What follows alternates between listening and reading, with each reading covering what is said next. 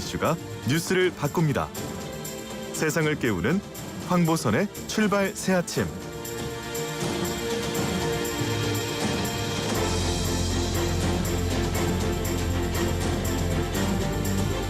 네, 지금 코로나19 확진자 수 계속 늘고 있고요. 그래서 사회적 거리두기 계속해서 강화됐습니다. 지금 3단계로 격상한다는 얘기도 나오고 있고요. 소상공인들이 그 어느 때보다 극심한 고통 겪고 있고 추운 겨울 보내고 있습니다.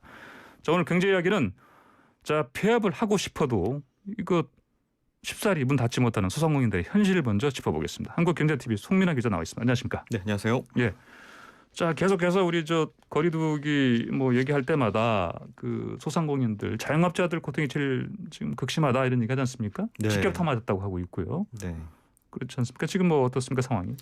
네, 이 코로나19 사태가 이제 본격적으로 좀 영향을 주기 시작했던 2월부터 좀 석 달 동안은 그 서울 시내 음식점과 주점의 그 폐업 건수가 모두 3,800여 건이었습니다. 예. 이 행정안전부 이 같은 자료에 따르면 지난해 같은 기간보다 폐업 건수는 오히려 7%가량 더 줄어든 수치였는데요. 네. 사회적 거리두기가 길어지면서 이 소상공인들이 좀 적자를 감당하기 어렵다고 그 목소리를 내는 것과는 조금 다른 결과로 보일 수가 있을 것 같습니다. 그러니까 이제 힘들면 보통 문을 닫는 경우도 많지 않습니까? 그렇죠. 그럴 거라고 예상을 하는데 그런데 오히려 예상과는 폐업 달리 건수는 지난해 같은 기간에 비해서 오히려 7%가량 더 줄었다. 줄어든 그런 예. 수치였습니다. 예. 근데 예상과는 달리 이렇게 가게 문을 닫는 경우가 많지 않았기 때문에 그렇게 볼 수가 있는데 이 속내를 들여다보면 좀 사정은 좀 많이 달랐던 것 같습니다. 속내를 봐야 되는 이런 지표네 그러니까. 네, 그렇습니다. 그러면은 그 작년과 비교했을 때 이제 이게 그럼 아직은 버틸 만하다라고 혹시 오해할 수도 있지 않겠습니까? 그렇죠. 그러면은 실상은 다르다. 맞습니다. 이 소상공인들 입장에서는 예. 보면 이제 폐업을 하고 싶어도 못 하고 있다 이렇게 이해하시면 맞을 것 같습니다. 예. 그 취재에 응했던 대부분의 소상공인들이 그 감당해야 할 그 폐업 비용 때문에 장사가 안 된다고 해서 네. 무작정 문을 닫을 수는 없다라고 속내를 털어놓기도 했는데요. 예. 즉 폐업을 하려고 해도 돈이 들기 때문에 할 수 없다는 얘기고 폐업하는데 비용이 많이 들어서 못한다. 비용이 많이 듭니다. 예. 네. 구체적으로 좀 살펴보면 예. 카드 단말기와 같은 그런 각종 계약 해지 위약금 그리고 이제 인테리어 원상 복구 비용 이것도 그리고 크죠. 그것도 큽니다. 예. 네. 그리고 이제 철거 비용이나 이런 외상 거래 예. 이런 것들을 좀 지불을 해야 되는데 예. 근데 이거보다 이제 더 큰 문제들이 있습니다. 가장 큰 걸림돌이라고 하면은 이 폐업과 동시에 모두 갚아야 되는 은행 대출금이었습니다. 네, 그래서 소상공인들이 초기에 이런 자본금 용도로 평균 한 5천만 원 정도 대출을 받는 것으로 알려져 있는데요. 예. 이 코로나 대출까지 떠안고 있어서 빚을 갚을 능력이 안 되는 그런 소상공인들은 폐업과 동시에 당장 그 신용 불량자로 내몰리게 되는 그런 상황이었습니다. 예, 그러니까 보통 이 소상공인들 보면 자기 건물이 아니고 그렇죠. 일반적으로 이제 그 임대 들어가서 네. 이제 월세를 내면서 이제 영업을 하는데 초창기 이제 그 창업할 때 기본적으로 대출금이 생기고 그다음에 또 그동안 또 코로나19 상황이 버텨오면서 대출을 또 많이 하지 않습니까? 그래서 네. 이제 이중의 어떤 대출 이 부분 때문에 이걸 다 또 폐업과 동시에 갚아야 되는 거고. 그렇죠. 근데 이제 지금 갚을 수 있는 사람이 얼마나 되겠습니까?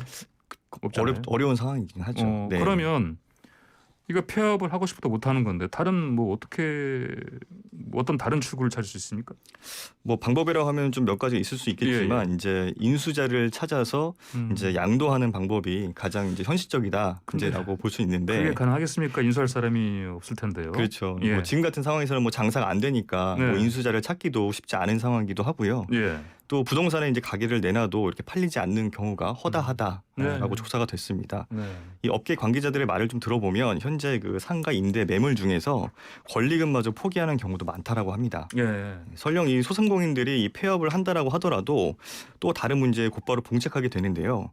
이 코로나 불황에 새 일자리를 구하기도 어려워서 당장의 그 생계가 좀 막막하다라는 점입니다. 네. 결국에는 이러지도 저러지도 못하는 상태로 마냥 버틸 수밖에 없는 그런 상황인 겁니다.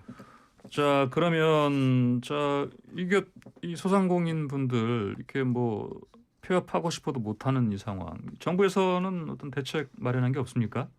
네, 소상공인들이나 이 자영업자들이 가장 부담을 느끼는 것 중에 하나가 또 바로 이 아까 말씀하셨던 임대료 문제입니다. 예. 그러면서 이제 자영업자들의 그 임대료를 좀 줄여주자라는 취지의 이른바 임대료 멈춤법이 발의되기도 했는데요. 네, 아까 이동주 민주당 의원과 네네. 이 법을 좀 법안을 발의했습니다. 네, 맞습니다. 그래서 이제 예. 네, 발의가 됐는데 예. 상가 건물 임대차 보호법 개정안이 이제 대표 발의됐지 않습니까? 네. 네, 그래서 임대료 멈춤법은 이제 감염병 예방을 위해서 집합 금지라던가 또는 집합 제한 조치가 취해졌을 경우에 예. 임대인이 임대료를 청구할 수 없게 하거나 네. 또는 임대료를 최대 절반 수준만 청구할 수 있게 하는 그런 방안입니다. 예. 하지만 이 역시도 쉽지 않다는 분석입니다. 왜냐하면은 그 부담을 임대인에게 전가하는 방식이어서 거센 저항이 예견되고 있기 때문인데요. 그러니까 임대인한테 월세 받지 마라. 뭐 그렇죠. 이거니까요. 예, 그걸 강요할 수 없는 상황이긴 한데요. 예. 자, 일부 전문가들은 재산권의 그 과도한 침해라고 그래서 이제 밝히기도 했습니다. 예. 어려움에 빠진 자영업자나 소상공인들을 지원하는 게 맞다면서도 그 지원의 책임은 정부에 있는 것이지 이게 이제 임대인에게 있는 게 아니다라는 입장을 내놓은 건데요. 예. 그러면서 이제 착한 임대인 운동처럼 그 과정이 좀 자발적으로 이루어진다면은 전혀 문제될 게 없겠지만 이를 만약에 강제했을 때 그런 공정의 개념으로 접근한다면 일종의 세금을 특정한 형태로 걷어가는 것과 똑같기 때문에 네. 이는 적절하지 않다라고 지적하기도 했습니다. 즉 임대료 인하에 동참하는 그런 임대인에게 세금 인센티브를 좀 주거나 또는 소상공인 계층에 어떤 직접적인 재정 지원을 해주는 것이 바람직하다 뭐 이런 입장인 겁니다. 근데 현실적으로 이런 착한 임대인이 뭐 얼마나 나오겠습니까? 어렵죠. 왜냐하면 임대인들도 또 빚내서 건물 사는 하시는 분들은 분들도 많고요. 많거든요. 네. 뭐 이런 상황도 있고요. 자, 그러면은 아까 말씀하신 것처럼 좀 일종의 행정명령의 형식으로 뭐 집합을 금지, 사실은 뭐 영업 중지해라. 그다음에 네. 제한하는 거는 뭐 술을 이렇게 이제 입장할 수 있는 술을 제한하고 그다음에 영업 시간을 제한한 거 아니겠습니까? 네. 이거 결국은 이제 정부가 내린 결정이니까 정부가 오히려 그러면 임대인한테 이런 걸 월세 받지 말라고 강요할 게 아니고 그렇죠. 차라리 그 임차인들, 그 세입자, 그러니까 월세를 내는 이 소상공인들한테 지원하는 게 낫지 않겠냐 이런 뭐 또 의견도 많지 않습니까? 그렇죠. 그러면은 해외 쪽에서는 뭐 어떻게 이 상황에 대해서 뭐 어떻게 하고 있습니까? 네, 뭐 이런 논란이 좀 이제 해외에서도 이제 있었던 모양입니다. 그래서 임대료 멈춤 정책을 시행하면서도 정부가 임차인하고 임대인 모두를 보호하도록 했는데요. 뭐 호주의 경우를 한번 들어보면 임차인이 전년 대비해서 매출액이 감소한 것을 증명할 경우에는 그 금액만큼 임대료를 좀 낮추거나 또는 미룰 수 있게 했습니다. 하지만 임대인에게 무조건 그 부담을 지우진 않고 있고요. 그래요.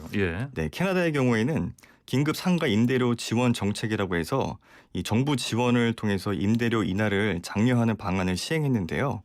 임대인이 임차인의 월 임대료를 최소 75%를 인하를 해주면 정부가 월 임대료의 50%를 임대인에게 지원을 해주는 정책입니다.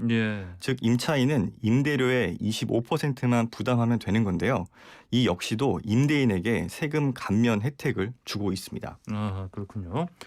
자, 그 주제를 좀 바꿀게요. 변창흠 국토교통부 장관 후보자 취임 후에 자, 부동산 시장 정책 어떻게 변할 것 같습니까? 네, 먼저 이제 그 변창흠 후보자가 이제 그 차기 국토부 장관 후보자로 좀 내정이 됐었을 때 조금 예상 밖의 인물이다. 뭐 이런 좀 반응들이 나왔었습니다. 예상 밖의 인물이다. 네, 그 이유가 이제 교수 출신인 이 변창흠 국토교통부 장관 후보자는 좀 양력을 좀 살펴보면 서울주택도시공사 사장하고 또 서울 한국토지주택공사 사장을 처음으로 모두 역임한 인물입니다.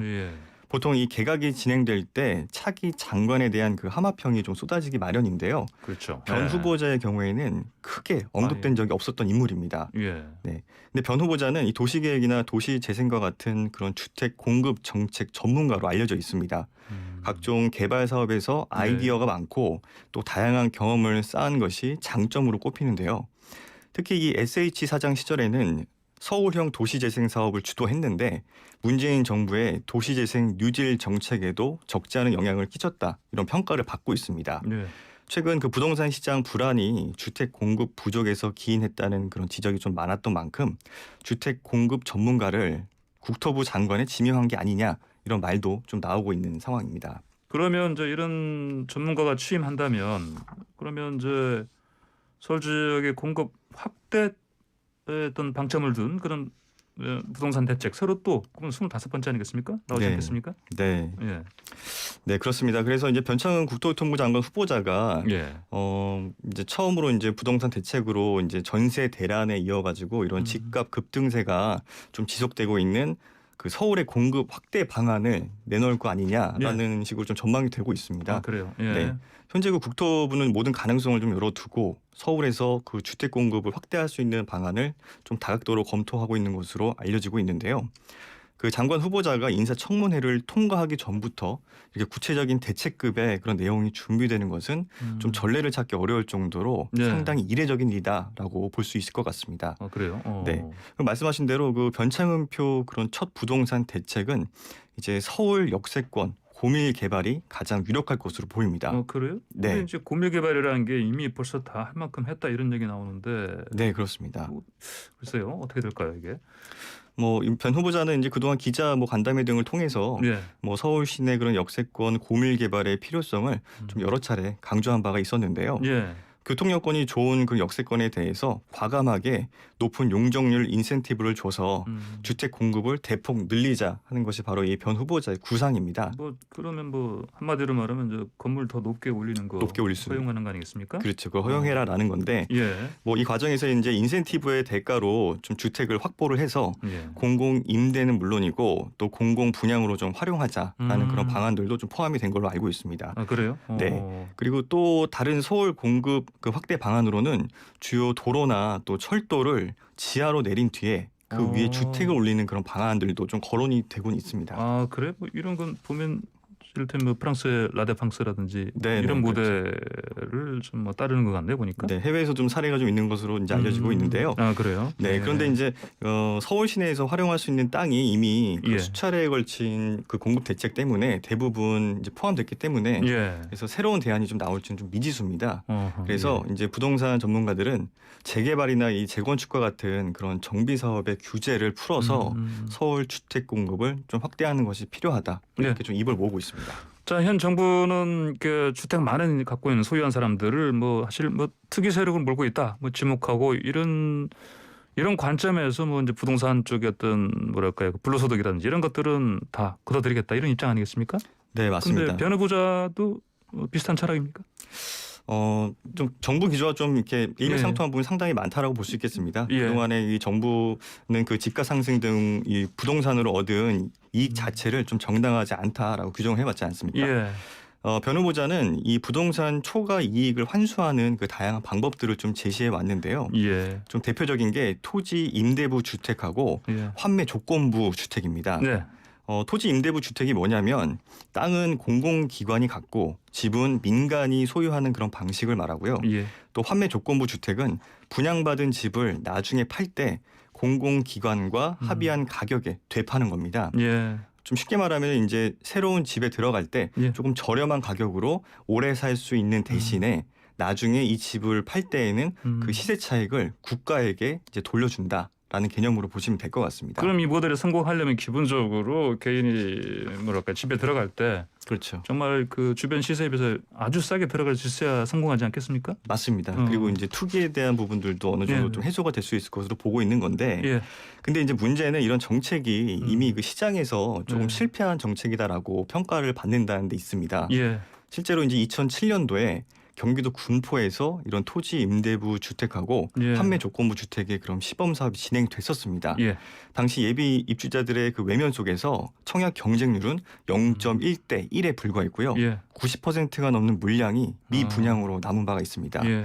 그런데도 이 변 후보자가 장관으로 취임한 이후에 토지 임대부 주택이나 또는 이 환매 조건부 주택 정책을 다시 꺼내들 것이다라고 보는 시각이 좀 적지가 않습니다. 예.